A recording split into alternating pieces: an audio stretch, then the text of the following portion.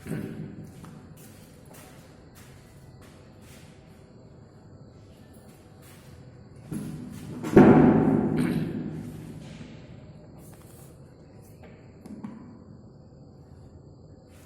باللہ من الشیطان الرجیم بسم اللہ الرحمن الرحیم قال اللہ تعالی وَمِنْهُمْ مَنْ يَلْمِزُكَ فِي الصَّدَقَاتِ فَإِنْ عُوتُوا مِنْهَا رَضُوا وَإِنْ لَمْ يُعْطَوْا مِنْهَا إِذَا هُمْ يَسْخَطُونَ وَلَوْ أَنَّهُمْ رضوا ما آتاهم الله ورسوله وقالوا حسبنا الله سيؤتينا الله من فضله ورسوله إنا إلى الله راغبون۔ کل کے درس میں یہ تفسیر کی گئی تھی آیت نمبر 52، 53، 54 یا اس کے آگے 55، 56، 57، جس میں اللہ تبارک تعالیٰ نے ان منافقوں کے بارے میں ذکر کیا جو لوگ اللہ کے رسول صلی اللہ علیہ وسلم کے بلانے کے باوجود جنگ میں نہیں جاتے ہیں اور جھوٹی قسمیں کھاتے ہیں کہ ہم اللہ کے رسول اور مسلمانوں کے ساتھ ہیں، اور حقیقت میں وہ ان کے ساتھ نہیں ہوتے ہیں بلکہ کافروں اور مشرکوں کے ساتھ ہوتے ہیں۔ ان کے بارے میں یہ بھی فرمایا اللہ نے کہ یہ لوگ صرف باتیں بناتے ہیں جبکہ حقیقت میں اگر یہ لوگ عین وقت پہ کہیں کوئی جائے پناہ مل جائے، کوئی سر چھپانے کی جگہ مل جائے، کہیں بھاگ کر چھپ جانے کی جگہ مل جائے تو تیزی کے ساتھ یہ لوگ بھاگ کر کے وہاں چھپ جائیں گے۔ آگے اللہ فرما رہا ہے کہ انہی منافقوں میں سے کچھ ایسے بھی لوگ ہیں جو اللہ کے رسول صلی اللہ علیہ وسلم کو تکلیف پہنچانے کے لیے آپ کے عدل اور انصاف میں عیب لگاتے ہیں، جیسا کہ اللہ نے فرمایا وَمِنْهُمْ مَنْ يَلْمِزُكَ فِي الصَّدَقَاتِ لَمَزَ يَلْمُزُ کہ معنی عیب لگانا، جیسے اللہ نے فرمایا ایک سورت کے اندر، اللہ تبارک تعالیٰ نے ایک سورت کے اندر ارشاد فرمایا وَيْلٌ لِكُلِّ ہُمَزَةٍ لُمَزَةٍ، یہاں بھی لمزہ ہے۔ وَمِنْهُمْ مَنْ يَلْمِزُكَ فِي الصَّدَقَاتِ، یہ سورہ توبہ کی آیت نمبر 58 ہے، جس میں اللہ نے فرمایا کہ منافقوں میں سے کچھ ایسے بھی ہیں جو اللہ کے رسول صلی اللہ علیہ وسلم کے بارے میں عیب لگاتے ہیں، یعنی جب آپ صدقات کو تقسیم کرتے ہیں تو اس تقسیم میں یہ لوگ آپ کو عیب لگاتے ہیں۔ کیا عیب لگاتے ہیں؟ کہ آپ نعوذ باللہ صدقات میں عدل انصاف سے کام نہیں لیتے، آپ انصاف کے ساتھ تقسیم نہیں کرتے، یہ الزام لگاتے ہیں۔ تو ایسا لوگ کیوں کرتے ہیں؟ اس لیے نہیں بلکہ یہ لوگ جانتے ہیں کہ اللہ کے رسول صلی اللہ علیہ وسلم سے بڑا عدل انصاف کرنے والا کوئی نہیں ہے، لیکن یہ اس لیے عیب لگاتے ہیں تاکہ جو لوگ صدقات کے مستحق نہیں ہیں ان کو بھی مل جائے، اور جو مستحق ہے ان کو ان کے حق سے زیادہ مل جائے۔ اس لیے ایسا کرتے ہیں کہ جب ہم عیب لگائیں گے تو اللہ کے رسول صلی اللہ علیہ وسلم ہم لوگ کو عیب سے بچنے کے لیے اور زیادہ دے دیں گے، یا جو لوگ صدقات کے مستحق نہیں ہیں، جن کو نہیں ملنا چاہیے، وہ بھی پا جائیں گے۔ یہ سوچ کر کے اللہ کے رسول صلی اللہ علیہ وسلم کو صدقات کے تقسیم میں عیب لگاتے ہیں۔ میں نے کل بتایا تھا ابن ذو الخویسرہ نامی ایک شخص جس نے اللہ کے رسول صلی اللہ علیہ وسلم کے پاس جو آیا اور کہا کہ اللہ کے رسول عادل، یعنی آپ انصاف کیجیے، آپ انصاف سے کام لیجیے۔ اور اسی تعلق سے ایک حدیث میں نے کل پڑھی تھی جس میں مفسرین نے جس کی تفسیر کرتے وقت اس حدیث کا بھی ذکر کیا ہے کہ ایک دیہات کا رہنے والا ایک آدمی بادیہ، وہ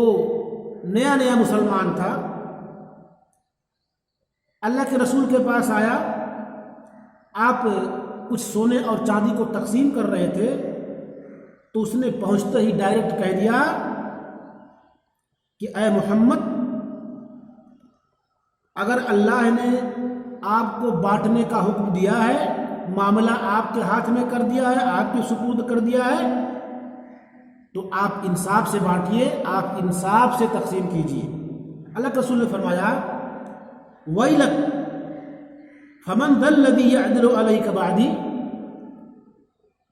تمہاری بربادی ہو، میرے بعد کون ایسا ہے کہ جو مجھ سے زیادہ عدل انصاف کرنے والا ہے، جس کے بارے میں تم کہتے ہو کہ اے محمد انصاف سے بانٹو۔ تو اللہ کے رسول نے ان کو آگاہ بھی کر دیا تھا لوگوں کو، اور کہا کہ سنو، یہ لوگ ایسے ہیں جن سے ڈرنے کی ضرورت ہے، جو بلا وجہ الزام لگاتے ہیں۔ یہ لوگ اور ان جیسے لوگوں سے ڈرو، یہ میری امت کے وہ لوگ ہیں جو قرآن تو پڑھتے ہیں لیکن قرآن ان کے حلق سے نیچے نہیں اترتا ہے۔ اگر یہ لوگ نکلیں تو ان سے قتال کرو، قتل کرو ان سے، اس لیے کہ یہ منافقین ہیں، یہ صرف مسلمانوں کو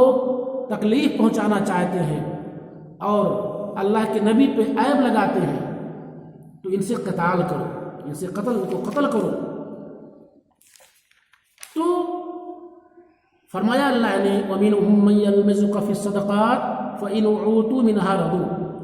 اور ان میں سے کچھ ایسے ہیں کہ جو صدقات کے تقسیم کے وقت الزام لگاتے ہیں، عیب لگاتے ہیں، اگر وہ ان کو مل جائے، اگر ان کو دے دیا جائے تو خوش ہو جاتے ہیں، اگر ان کو نہ دیا جائے تو ناراض ہو جاتے ہیں۔ آگے اللہ فرما رہا ہے کہ وَلَوْ أَنَّهُمْ رَضُوا مَا آتَاهُمُ اللَّهُ وَرَسُولُهُ، اگر وہ لوگ جو کچھ اللہ نے اور اس کے رسول نے، یعنی اللہ کے حکم سے اس کے رسول نے جو کچھ انہیں دیا، تقسیم کیا، اگر اس پر وہ راضی ہو جاتے، خوش ہو جاتے، وَلَوْ أَنَّهُمْ رَضُوا مَا آتَاهُمُ اللَّهُ وَرَسُولُهُ، اگر اللہ کے رسول صلی اللہ علیہ وسلم کی تقسیم کی ہوئی چیزوں پر وہ خوش ہو جاتے اور یہ کہتے حسبنا اللہ، اللہ ہمارے لیے کافی ہے، سیؤتینا اللہ من فضلہ ورسولہ، ان قریب اللہ تبارک تعالیٰ اپنے مہربانی سے اور اس کے رسول ان قریب دیں گے، یعنی ہم کو دیں گے، اور ہم اپنے رب کی طرف رغبت کرنے والے ہیں، توجہ کرنے والے ہیں۔ کہنے کا مطلب یہ ہے کہ اگر وہ لوگ جو کچھ ان کو مل گیا، اگر اس کے پا جانے کے بعد، مل جانے کے بعد اللہ کی تعریف کرتے، اللہ کو اپنا گواہ مانتے، اللہ پر بھروسہ کرتے اور یہ کہتے کہ اللہ اس کے رسول نے جو کچھ دیا ہے وہ صحیح ہے، ہم اپنے رب کی طرف رغبت کرنے والے ہیں، اگر یہ لوگ ایسا کر لیتے تو یہ ان کے لیے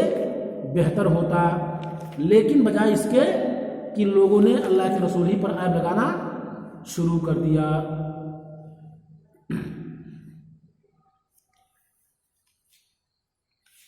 اس میں اللہ تبارک تعالیٰ نے ایک بہترین ادب سکھایا ہے۔ یہ آیت جس میں ادب اور شرافت اور رضا جوئی اور اللہ پر بھروسہ، یہ تمام چیزیں اس پہ مشتمل ہیں، جس میں اللہ نے فرمایا کہ وَلَوْ أَنَّهُمْ رَضُوا مَا آتَاهُمُ اللَّهُ وَرَسُولُهُ۔ یہ ادب کا طریقہ ہے کہ اگر وہ لوگ جو کچھ ان کو مل گیا ہے منافقین، اللہ کی دی ہوئی چیز پر شکریہ ادا کرتے اور یہ کہتے کہ اللہ اور اس کے رسول نے جو کچھ ہم کو دیا ہے وہ بہتر ہے، ان قریب اللہ تبارک تعالیٰ اپنے حکم سے اپنے رسول کے ذریعہ پھر مجھے دے گا، اور جو کچھ ملا ہے وہ بھی بہتر ہے، ہم اپنے رب کی ہی طرف بھروسہ کرنے والے ہیں، ہم اسی کی طرف پلٹنے والے ہیں، جو کچھ ملا ہے وہ صحیح ملا ہے، تو یہ ان کے لیے بہت اچھا ہوتا۔ تو اس کے اندر بہت ادب اور شرافت ہے، کیونکہ اس میں اپنے رب کی طرف رغبت اور توجہ کرنے کا ذکر ہے، وہ رب جو صرف تنہا ہے، اسی کی توفیق سے، اللہ کے رسول صلی اللہ علیہ وسلم کی اطاعت سے آپ لوگوں کو یہ چیزیں ملتی، تو اللہ تبارک تعالیٰ نے اس میں بہترین ادب سکھایا۔ اس کے بعد اللہ تبارک تعالیٰ نے آگے ان لوگوں کا ذکر کیا ہے جو لوگ صدقات کے مستحق ہیں۔ صدقات کے جو مستحق ہیں، میں نے بتایا تھا اس سے پہلے، صدقات سے مراد صدقات واجبہ، زکوٰۃ، جس کو کہ ہر انسان کو اگر اس کے پاس مال نصاب تک پہنچ جاتا ہے تو زکوٰۃ نکالنا واجب ہے، اگر نہیں نکالتا ہے تو جیسا کہ آپ نے اس سے پچھلی آیتوں میں پڑھا ہے کہ وہ زکوٰۃ، وہ مال اس کا خزانہ بن جائے گا اور قیامت کے دن اس کو آگ میں تپایا جائے گا، جہنم کے آگ میں، اور اسی سے اس کے پہلوؤں کو، پیشانی کو اور ان کے پشت کو داغا جائے گا۔ اور اگر اس مال میں زکوٰۃ نکالتا ہے تو پھر اس کا مال خزانہ نہیں بلکہ وہ مال اس کے لیے فائدہ مند ثابت ہوگا۔ تو صدقات کن کو دینا چاہیے؟ اس آیت نمبر 60 میں اللہ تبارک تعالیٰ نے مکمل طور سے جو لوگ صدقات کے مستحق ہیں ان کی وضاحت کر دی ہے۔ اللہ نے فرمایا انما الصدقات للفقراء والمساکین والعاملین علیہا والمؤلفۃ قلوبہم وفی الرقاب والغارمین وفی سبیل اللہ وابن السبیل فریضۃ من اللہ واللہ علیم حکیم۔ اللہ تبارک تعالیٰ نے اس میں ذکر کیا ہے ان 8 لوگوں کو جنہیں صدقات دینا چاہیے، جو اس کے مستحقین میں سے ہیں، اور اللہ تبارک تعالیٰ نے اس آیت میں ان جاہل منافقوں کا جو اعتراض تھا، جو عیب لگاتے تھے صدقات کے تقسیم میں، اللہ تبارک تعالیٰ نے اس کو تفصیل کے ساتھ وضاحت کر دی ہے، بیان کر دیا ہے کہ تمہارے عیب لگانے سے تمہیں صدقہ نہیں ملے گا، بلکہ اللہ تبارک تعالیٰ نے جو حکم دیا ہے جن لوگوں کے بارے میں، انہی لوگوں کو صدقات کی رقم دی جائے گی۔